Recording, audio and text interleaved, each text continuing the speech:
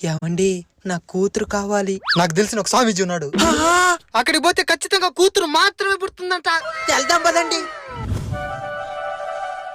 చెప్పండి నాయన, ఏం కావాలి? నాకు ఒక కూతురు పుట్టాలి స్వామి. తప్పకుండా కూతురే పుడుతుందమ్మా. అయితే ఏం చేయాలి స్వామి? ఏదైనా పద్ధతులు ఉండాలా?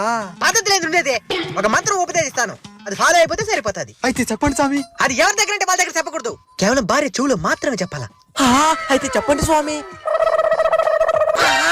ధన్యోస్మి స్వామి, ధన్యోస్మి. రుణపడి ఉంటావు స్వామి నీకు. వెళ్దాం రాయే. ఇంతకీ స్వామీజీ నీ చెవులో ఏం మంత్రం చెప్పినాడు? అది అది ఏం చెప్పినాడు చెప్పా. అంటే అదండి, చెప్తావా లేదంటే నరికేసేదా? అబద్ధాలు చెప్తే ఆడపిల్లకలు పుడతారంట. స్వామీజీ, స్వామీజీ చెప్పు నాయనా. అబద్ధాలు చెప్తే తప్పకుండా ఆడపిల్లకలు పుడతారా? తప్పకుండా పుడతారమ్మా. ఏంది గారంటే? నాకు కూడా ఆడపిల్లకాయలే.